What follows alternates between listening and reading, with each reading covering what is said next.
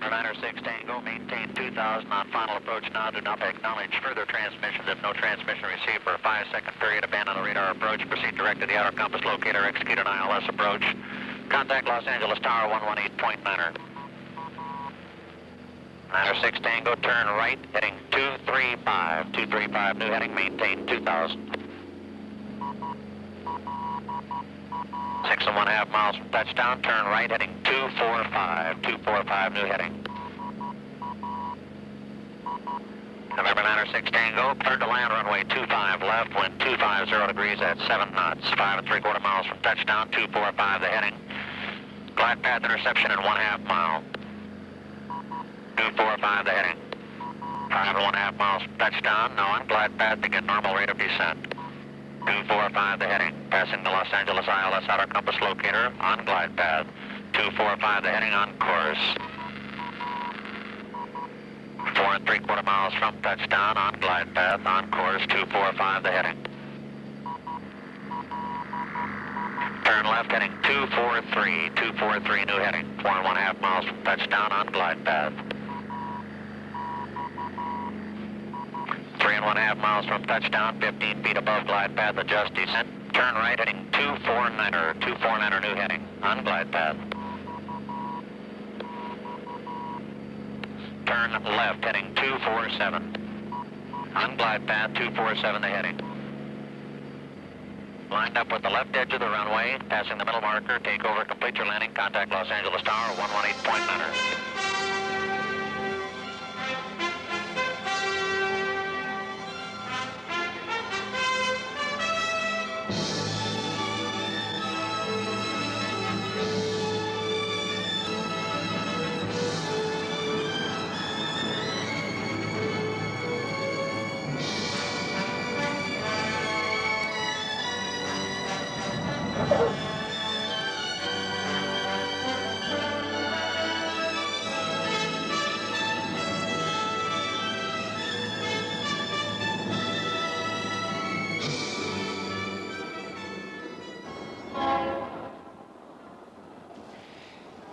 An airport is busy, fascinating. Excited people hurrying to travel to far-off places. The hustle and bustle of planes arriving and departing. 88, Los Angeles ground. Call 190 for taxi. But in the background, there is a kind of drama enacted here that few people ever see. It holds a fascination all its own.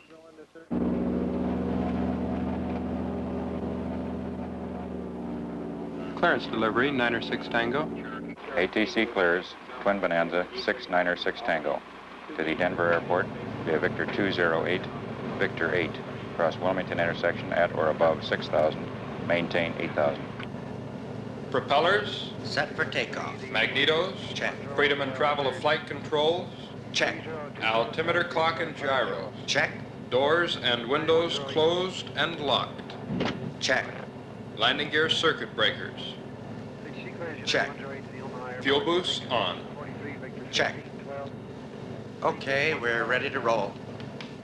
Los Angeles Tower, 906 Tango's ready. 96 Tango, Los Angeles Tower, runway 25 left, cleared for takeoff. Contact departure control 124.3 after takeoff.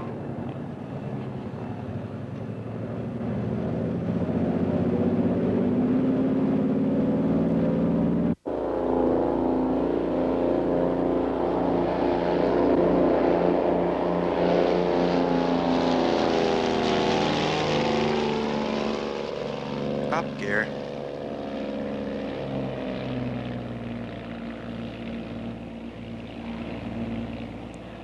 Los Angeles departure control, Twin Bonanza 696 Tango's airborne 25 left. Twin Bonanza 906 Tango, Los Angeles departure control, radar contact crossing the shoreline. Maintain heading 250 for radar vector to Victor 208. Report leaving 7,000. Hello there. Welcome aboard 696 Tango. Your co-pilot, I'm happy to say, is my son, Jim. I think maybe, Jim, this might be a good time to tell just what's happening here in the cabin. As you can see, we're flying through heavy overcast. We can't see more than a few yards, so we now have to use our instruments to tell us where we are and what the aircraft is doing. This sort of instrument flight is necessary anytime visual reference is lost. This loss of vision can be caused by haze, bad weather, or even just a dark night. The instruments are controlling our flight path automatically, but it's still the pilot's responsibility to program the autopilot, monitor the instruments, and be prepared to take over manually. We are also being tracked and assisted by men on the ground using radar. Tango, Los Angeles departure. 906 Tango's out of 7,000. Twin Bonanza 906 Tango, Roger. Your position 6 miles west of Wilmington intersection. Contact Los Angeles Center, radar 126.0 now. This kind of flying is a far cry from the old days, believe me. In the early days, the airplane was more a toy than a tool. Barnstorming pilots risked their lives and thrilled all of us with the air circus.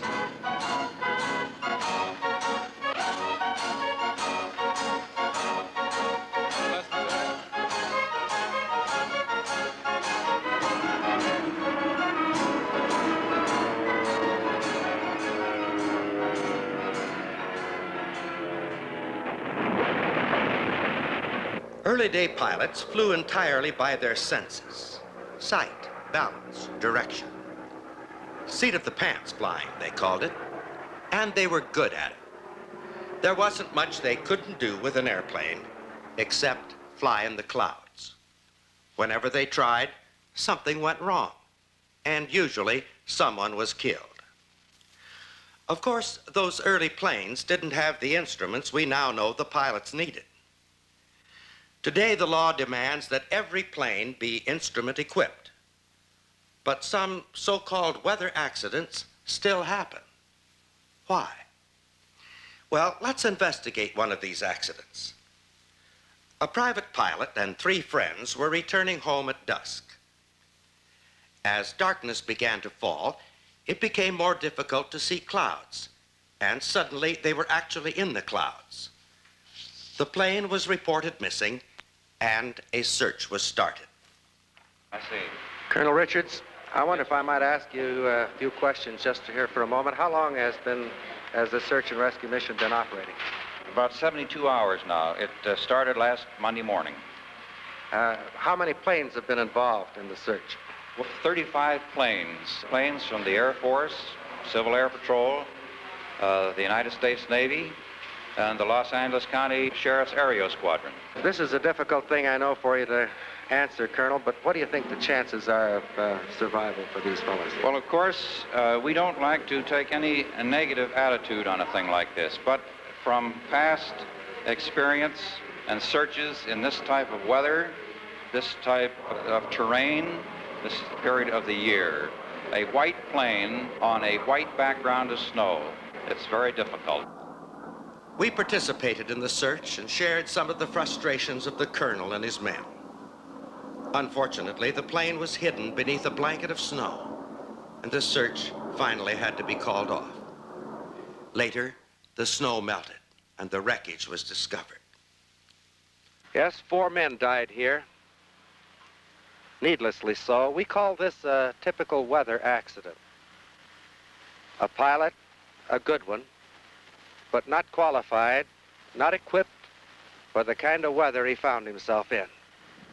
This plane was actually torn apart in the air by the violent maneuvers of a totally disoriented pilot. Now, keeping in mind what you have just seen, I want you to listen to a tape recording of another pilot who was not prepared for what he encountered. This one is flying a well-equipped twin-engined airplane, but he too is not an instrument pilot. He will lose control of the aircraft within 30 seconds after he enters the clouds. You're 64 Alpha. Are you equipped and qualified to fly instruments? I have enough instruments to fly. I had maybe 18 hours, but I have not got a reading on IFR as of yet. Cessna 64 Alpha. And what are your intentions? I would like to come on. Roger 64 Alpha. Are you requesting emergency authority to descend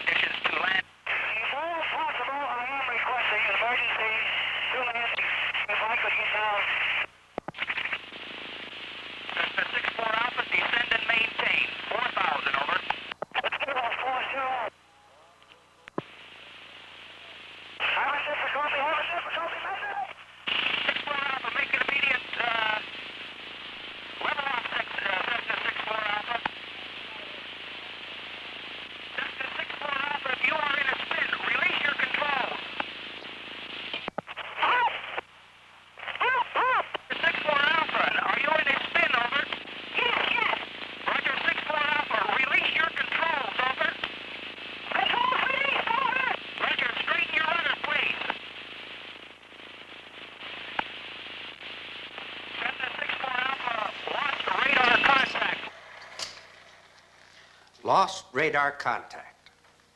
At that moment, the plane crashed and the pilot and his 2 passengers were killed.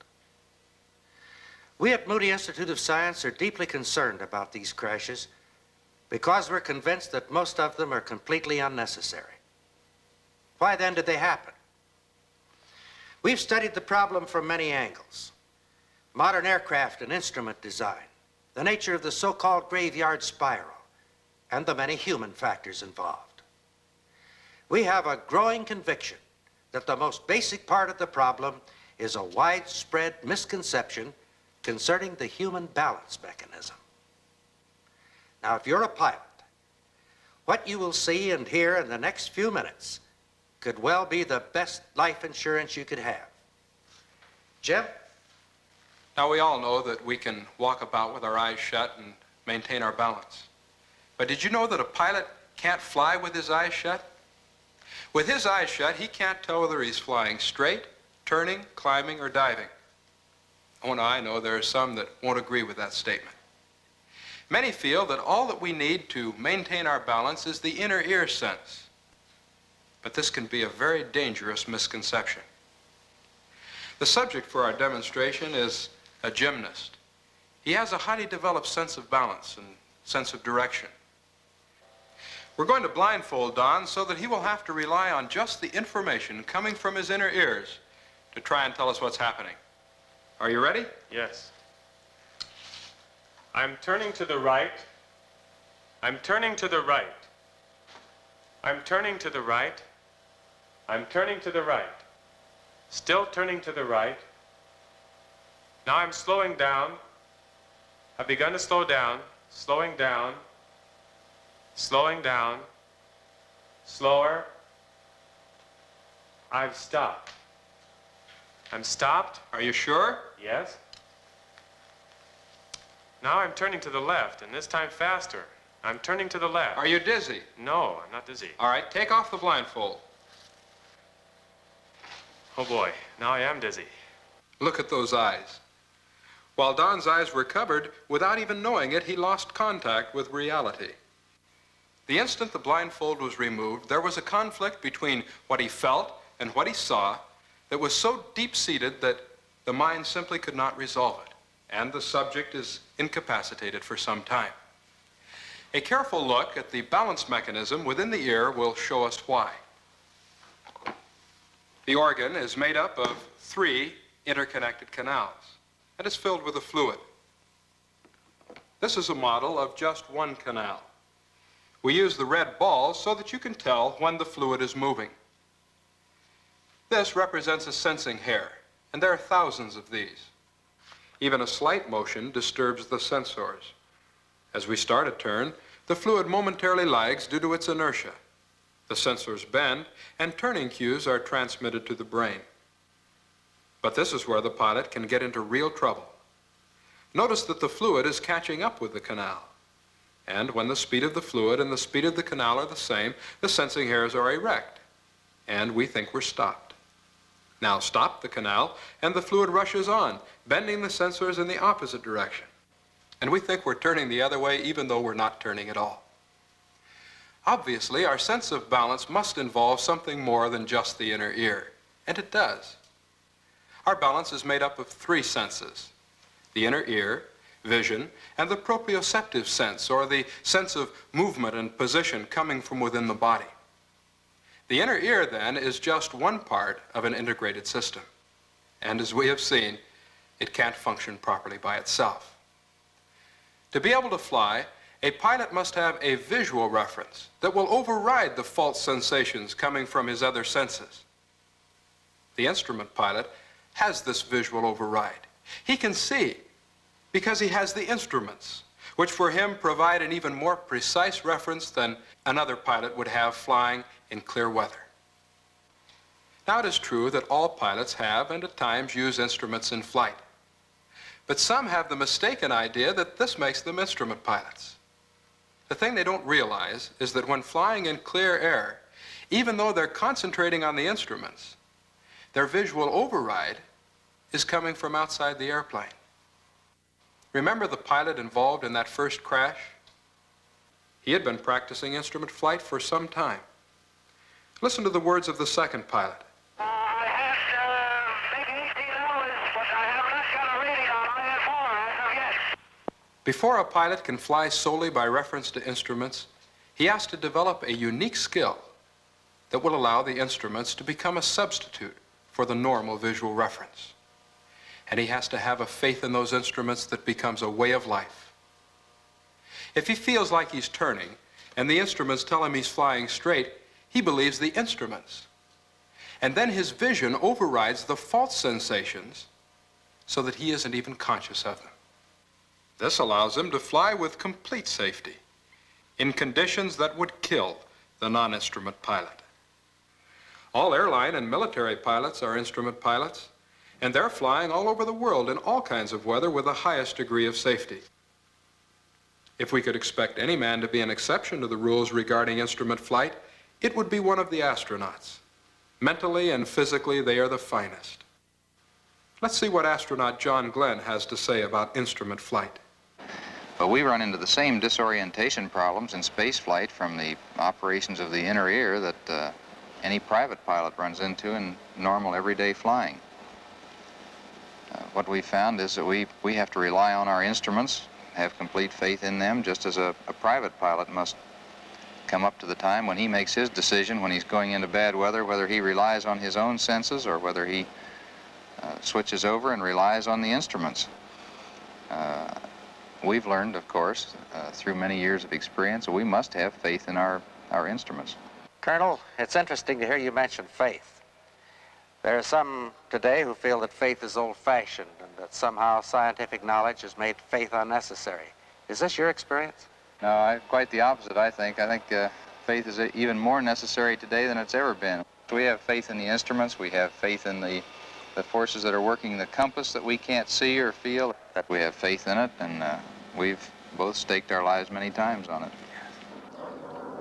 Over the past years, we have used 9-6 Tango to photograph subjects which, without a plane, would be most difficult, such as these ancient ruins of Tikal deep in the jungles of Guatemala, or this work in the Arctic, or here in Africa. We've flown in bad weather in nearly every country of the world. Going left, turn right 5 degrees. So well above the glide path, passing through the southeast gap at the present time. You're well clear of high ground. Hong Kong Tower, 696 Tango, clearance. ATC clears 696 Tango to Taipei via Green 8, Red 3. Our experience has been that instrument flying is reliable, trustworthy, and safe. Of course, there are a few places in the world where air traffic control just isn't available. We're now flying into one of them, the heart of the vast Libyan desert. We're hundreds of miles from civilization searching for a ghost bomber, a plane that has come out of the past to tell an unforgettable story of the need for faith in the instruments. There she is now, the mystery ship, the Lady Be Good. Discovery of the Lady Be Good triggered one of the most baffling investigations in military history. Air Force records revealed that the plane and her crew had disappeared on their first combat mission. Finding her here, more than 1,000 miles from her target, and exactly the opposite direction from her base seemed impossible. Yet there could be no question. This was the Lady Be Good. Major Robertus, the story of the Lady Be Good certainly is one of the real sagas of World War II. I understand that you made the first flight out here. That's right, I did, Doctor. And what did you find at that time? What was the condition of the plane? Well, I would say that the condition of the Lady Be Good at that time was considerably different than you see it today. All the glass was in place, the gun all in place and fully loaded, and of course all the propellers were on. It was known that the Lady had reached the target area near Naples and had headed for her base at Benghazi low on fuel. For 17 years, it was assumed that the plane ran out of fuel somewhere over the Mediterranean. Finding a plane that had been low on fuel 442 miles past her base was puzzling indeed. But the fate of the crew became an even greater mystery. From the condition of the wreckage, it was determined that the crew had bailed out just before the crash. But then they seemed to have vanished without a trace. Finally, after more than a year, the bailout point was discovered. This parachute harness was discarded by a member of the crew. The exposed edges were cut by sharp blowing sand. The rest looks practically new. This empty flare shell was found on the desert. Lieutenant Waravka's body was discovered nearby. Perhaps he was the fortunate one. His chute failed to open. But what about the other men? It was felt they could not have gotten far. Daytime temperatures were at least 135 to 140 degrees. The experts said they couldn't have walked more than 50 miles.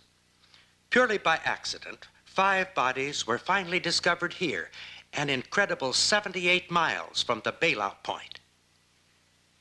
Let me read from a diary found beside one of the bodies. Thursday the 8th. Hit sand dunes, very miserable. Continuous blowing of sand. Everyone now very weak. Thought Sam and Moore were all done. Lamott's eyes are gone. Everyone else's eyes are bad. And on Friday the 9th, Shelley, Rip, Moore separate and try to go for help. Rest of us all very weak. It seems impossible that 3 men could have struggled on, but they did.